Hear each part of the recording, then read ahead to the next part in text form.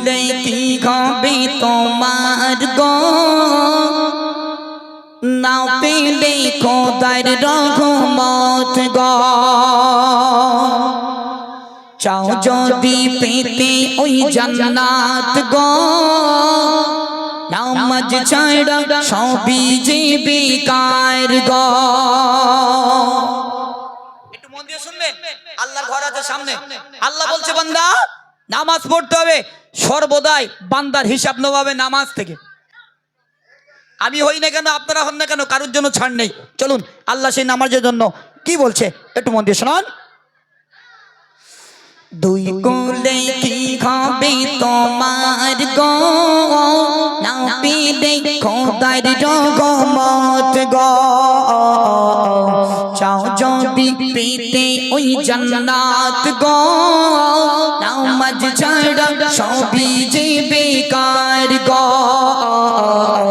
দুই কুলে কি হবে তোমার গো না পেলে খোদার রহমত গো। বিসমিল্লাহ বলে তুমি ধরো হাল আল্লাহ আল্লাহ বলে তোলো পাল। বিসমিল্লাহ বলে তুমি ধরো হাল আল্লাহ আল্লাহ বলে তোলো পাল। দেরি হবে না মিছে আর গো দেরি হবে না মিছে আর গো চুমে সে মাটি মদিনার গো। দুই কোলে কি হবে তোমার গো না পেলে খোদার রহমত গো। দুনিয়ার এই মোহ মায়ায় পড়ো না দুনিয়া তোমার মিছে খেলো না। দুনিয়ার এই মোহ মায়ায় পড়ো না দুনিয়া তোমার মিছে খেলো না। বেঁচে রবে না চিরকাল গো বেঁচে রবে না চিরকাল গো নামাজ ছাড়া সবই যে বেকার গো। দুই কোলে কি হবে তোমার গো না পেলে খোদার রহমত গো। আল্লাহ বলছে নামাজ হলো বেহেশতের চাবি নামাজে পাবে সুখ শান্তি সবে। নামাজ হলো বেহেশতের চাবি নামাজে পাবে সুখ শান্তি সবে। নামাজ দুই কোলের পার পার গো নামাজ দুই কোলের পার পার গো নামাজ ছাড়া সবই যে বেকার গো। দুই কোলে কি হবে তোমার গো না পেলে খোদার রহমত গো চাও যদি পেতে ওই জান্নাত গো নামাজ ছাড়া সবই যে বেকার গো।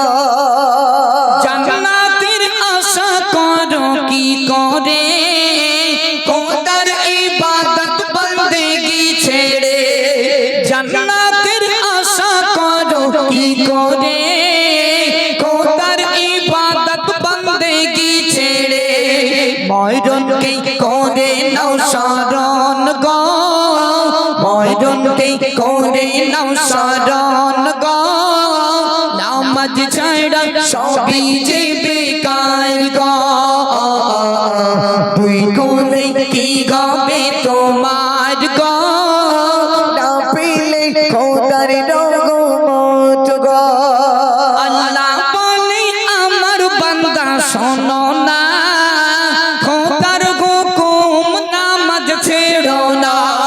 আল্লাহ বলে আমার বান্দা শোনো না খোদার হুকুম নামাজ ছেড়ো না।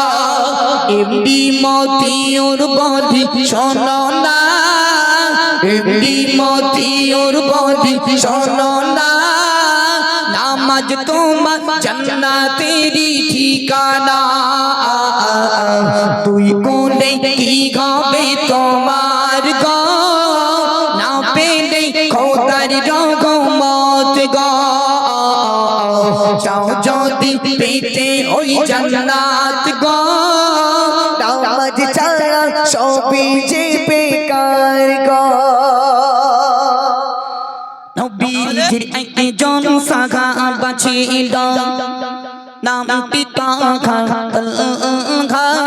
নবীজির একজন সাহাবা ছিল নামটি তাহা মসজিদেতে পড়িত নামাজ দুয়া সেজে ওই করিত না দুয়া সেজে ওই করিত না নবীজির একজন সাহাবা ছিল নবীজির একজন সাহাবা ছিল নামটি তাহা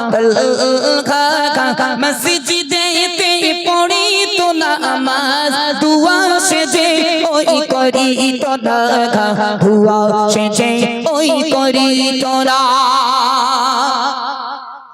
রাসূলের কিছু সাহাবা চলিল রাসূলের কাছেতে গে ইয়া রাসূলুল্লাহ ইয়া হাবিবাল্লাহ মোদের একটি আরজি ছিল মোদের একটি আরজি ছিল তোমার সাহাবা নামাজ পড়ে তোমার সাহাবা নামাজ পড়ে দুয়া কেন সে করি না তোমার সাহাবা নামাজ পড়ে দুয়া কেন সে করি না ইয়া রাসূলুল্লাহ ইয়া হাবিবাল্লাহ মোদেরকে একটু বলো না মোদেরকে একটু বলো না নবীজির একজন সাহাবা ছিল নবীজির একজন সাহাবা ছিল নামটি তাহা মসজিদেতে পড়িত নামাজ দুয়া সেজে ওই করিত না দুয়া সেজে ওই করিত না ইয়া রাসূলুল্লাহ ইয়া হাবিবাল্লাহ হুজুর আপনার সাহাবা নামাজ পড়ি দোয়া করে না ওগো আমার প্রাণের দয়ার নবী ওগো আমার প্রাণের দয়ার নবী একটু বলো বলো বলো আপনার সাহাবা নামাজ পড়ি দোয়া করে না নামাজ পড়ে দোয়া করে না একটু মন দিয়ে শুনবেন এই বসগুলো বন্ধ হয়ে গেছে ভাই মনিটর বন্ধ হয়ে গেছে কেটে গেল কি দেখো আমার ভয় লাগে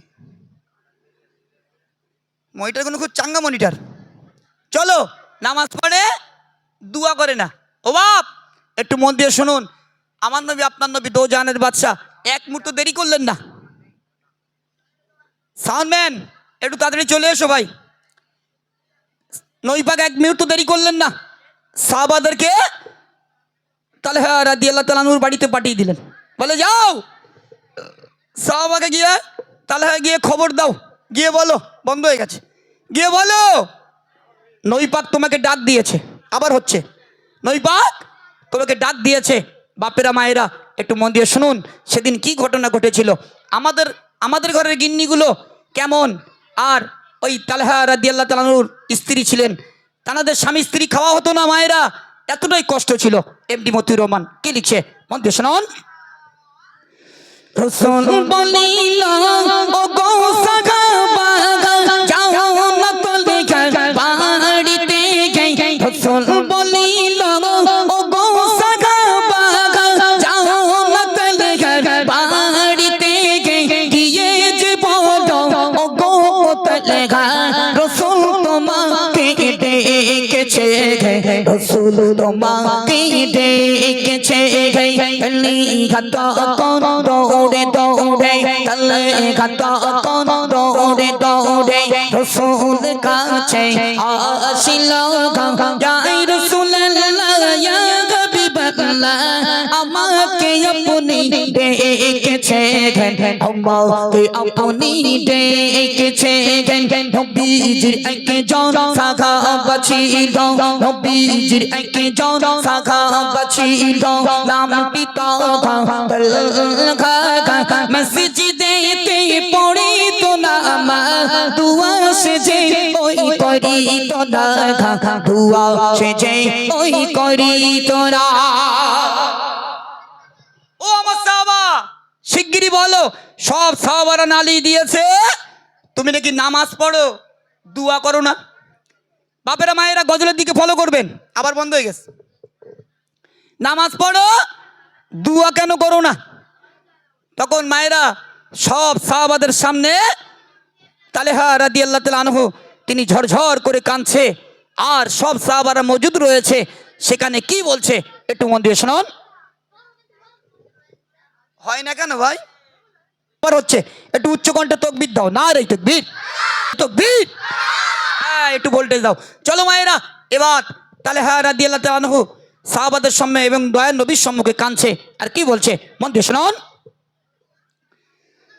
তালেগা বলেছে ইয়া রাসূলুল্লাহ তুমি একটু শোনো না, তালেগা বলেছে ইয়া রাসূলুল্লাহ তুমি একটু শোনো না, আমি তালেগা বড় যে গরিব বলি দয়ার নবী শোনো না, বলি দয়ার নবী শোনো না, মসজিদেতে আজান হাকি দেয়, মসজিদেতে আজান হাকি দেয়, আমি তালেগা ছুটে যাই, মসজিদেতে আজান হাকি দেয়, আমি তালেগা ছুটে যাই, নামাজের শেষে দৌড়ে দৌড়ে বাড়িতে চলে এসে যাই, বাড়িতে চলে এসে যাই, নবীজির একজন সাহাবা ছিল নাম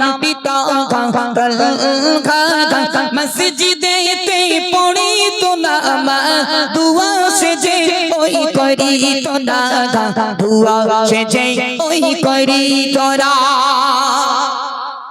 মসজিদেতে আজান গাইলে আমি তালেগা হাজির হই, নামাজ শেষে দৌড়ে দৌড়ে বাড়িতে এসে হাজির হই, বাড়িতে এসে হাজির হই, ও গো আমারি দয়ার নবী, সাহাবা বলছে ও গো আমারি দয়ার নবী, স্বামী স্ত্রী বড় অবাগম, ও গো আমারি দয়ার নবী, স্বামী স্ত্রী বড় অবাগম, একটি কাপড় পরিধান করে দুজনে নামাজ আদায় করি গে, দুজনে নামাজ আদায় করি গে, নবীজির একজন সাহাবা ছিল নাম পিতা তালহা, মসজিদেতে পড়িত নামাজ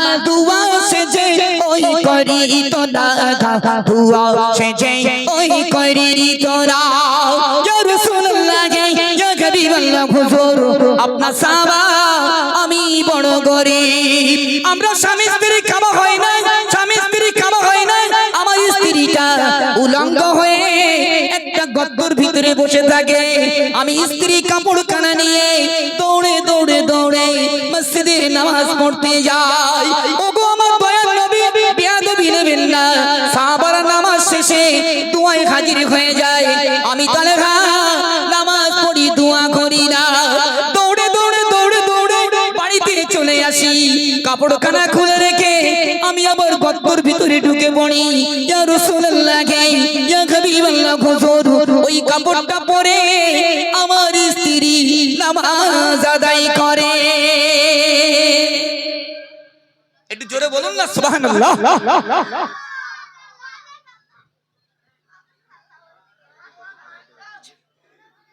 একদম স্টপ। তাহলে গজল বুঝতে পারছেন তো?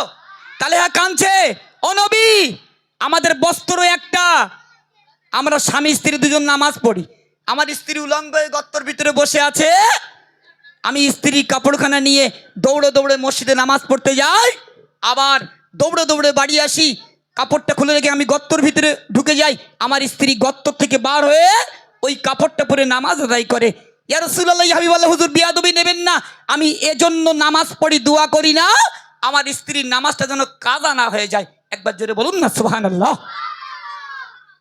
আমাদের গিন্নিগুনা যদি বলি তোমার শাড়িটা দাও পরে একটু মসজিদে নামাজ পড়তে যাবো, সিঙ্গেল লাথি মারবে বলি মনে হয়, হ্যাঁ ডবল লাথি, তুই আমার কাঁধে এসে বয়, হ্যাঁ জোড়ালাতি এ ভাই একটা হীরের দলা সত্যি সত্যি।